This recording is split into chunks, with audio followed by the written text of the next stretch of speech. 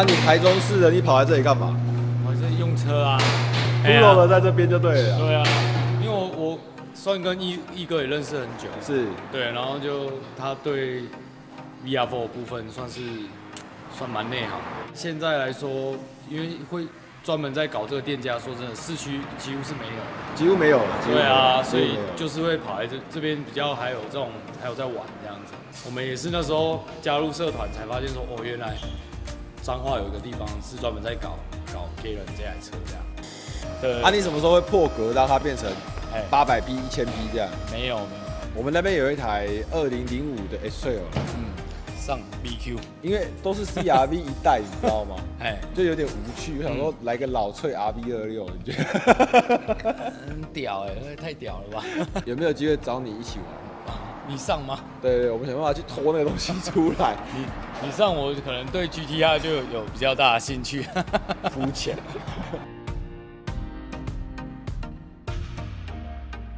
你主要主攻哪一些车系？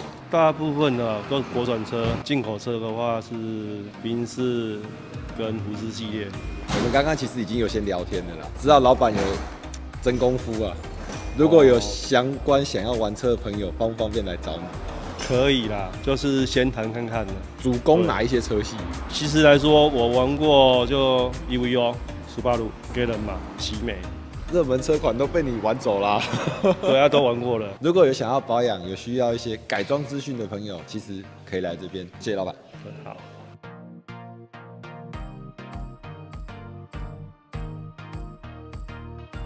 可以跟我解释一下现在在做什么步骤吗？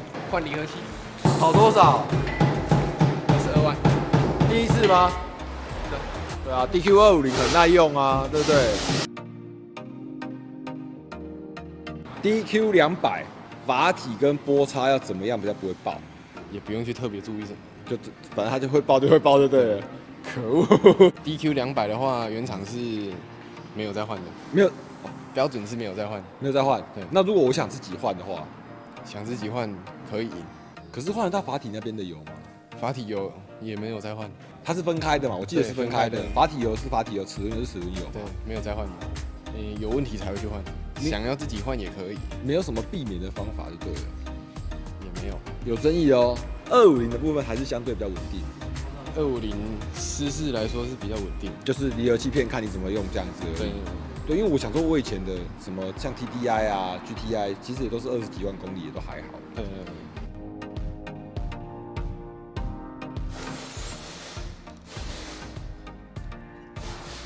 换这个东西这么简单？很简单。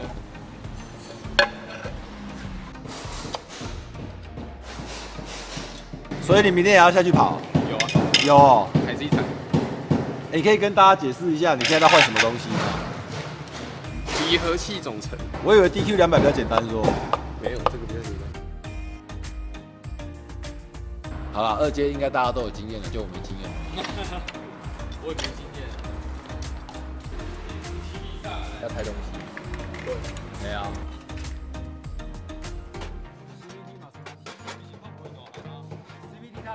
整个换。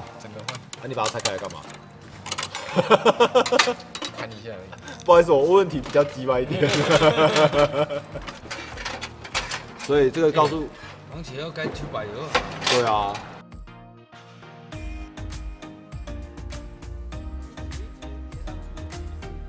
我刚所以其实换离合器。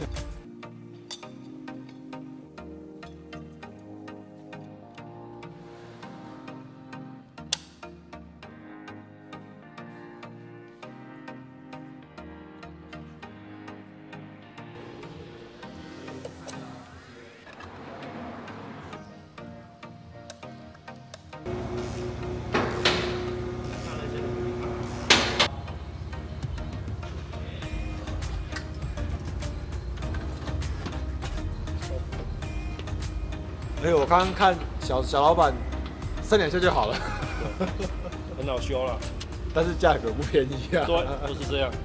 啊，可是他给你的驾驭感受不一样。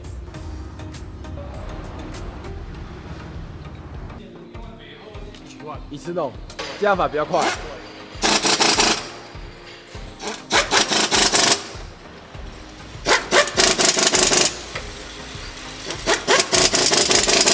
天哪，有够快！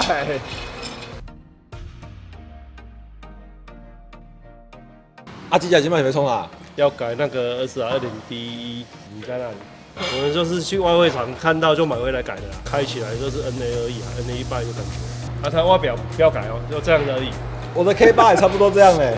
我没有骗你啊，我的 K8那个引擎盖跟屋顶有没有，就像那个被金刚狼抓过的样子。对，啊，车主也是这种意思啊，就是外表看起来就是很烂，啊，里面打开很漂亮。所以他到时候引擎是会装潢，对，还有这种，大概什么都会完工啊，好很期待。真的觉得中部好像比较好玩。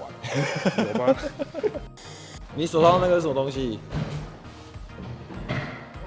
能量饮料，靠北。就是车子的能量饮料啊。哦，车子的能量饮料。哦，我还以为你是真的喝了也哭哦。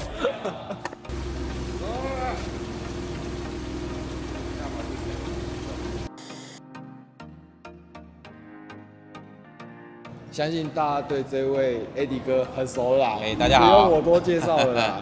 就是我有代理一个小的一阶城市的内鞋，他从德国来的，因为这个品牌在德国只有在德国卖，所以我们把它引进就要做一些当地的测试，是，所以我就把它装在这个5代 R32上面，然后下赛道看看这个，因为我们说改装嘛，可能会影响一些温度啊、水温啊，或者是其他的东西，要兼顾耐用度。对，在还没有，其实没有怎么打广告啦，也没有很多的这个应该说宣传的情况之下，我先做完我内部的测试，自己先用过 OK 再来说。对，自己用不伤身，再来推荐别人。没错。目前可以试用哪一些车种？一般来讲，双 B、福斯、奥迪都有，德国车为主。NA、涡轮都有，它都有经过德国 TÜV 的认证。那它除了 ECU 以外，它还有 TCU 吗？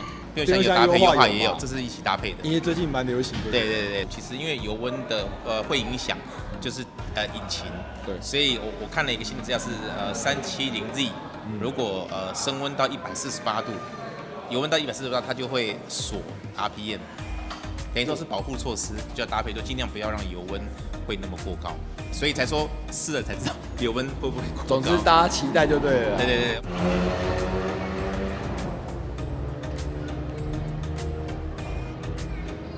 干掉东城，干掉网红，干掉东城，干掉网红，换人当啊！东城好不好吃？好吃。你让他让好几次了，那个人回油门了。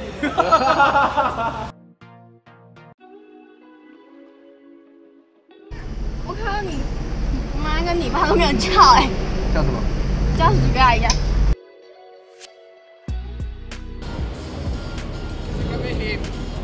网红换人当。